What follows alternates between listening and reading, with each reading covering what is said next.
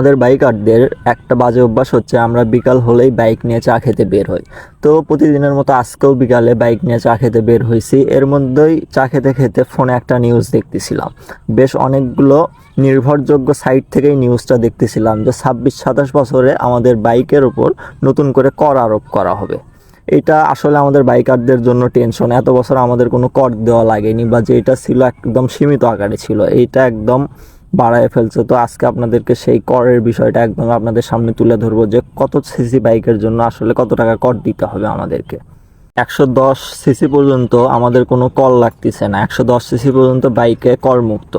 111 থেকে 125-এ আগে ছিল যেটা 2000 টাকা, এখনও সেইটা নতুন বাজেটে 2000 টাকায় আছে। কিন্তু টেনশনের বিষয়টা আসলে হচ্ছে 126 সিসির থেকে। 126 সিসি থেকে 165 সিসি পর্যন্ত আগে ছিল 2000 টাকা, এখন সেইটা হয়ে গেছে 5000 টাকা।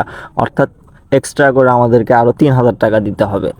এবং 165 সিসির বেশি হইলে আগে ছিল যেটা 2000 টাকা, এখন সেটা দিতে হবে 10,000 টাকা। এইটা একদম এক্সট্রিম লেভেলে চলে গেছে, যে মানে 2000 টাকার কর 10,000 টাকা, আমাদেরকে এক্সট্রা করে আরও 8,000 টাকা বেশি দেওয়া লাগতেছে। এটা আপনারা কীভাবে দেখতেছেন অবশ্যই ভিডিওর নিচে কমেন্টে আপনাদের মতামত জানাবেন। কমেন্ট সেকশন আপনাদের জন্য উন্মুক্ত। যদিও আমার বাইকটা 100 সিসি, আমার বাইকের জন্য কোনো কর লাগতেছে না, তবুও আমি একজন সাধারণ বাইকার হিসেবে এই প্রতিবাদটা আপনাদের মাঝে তুলে ধরলাম এবং আপনাদেরকে জানিয়ে দিলাম আপনারাও প্রতিবাদ করুন।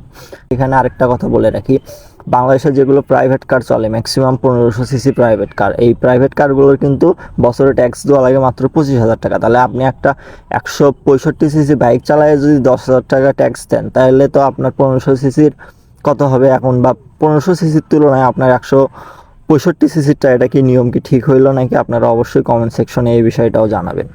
তো আজকের ভিডিওটা এই পর্যন্তই। টপিক ছিল যে বাইকের নতুন কর এই বিষয় নিয়ে। তো যাদের ভিডিওটা ভালো লাগবে অবশ্যই আমাদের চ্যানেলটি সাবস্ক্রাইব করবেন, এবং ফেসবুক থেকে যদি ভিডিওটি দেখে থাকেন অবশ্যই চ্যানেলে ফলো দেবেন এবং কমেন্ট সেকশনে আপনার মতামতটা জানাবেন। ধন্যবাদ সবাইকে।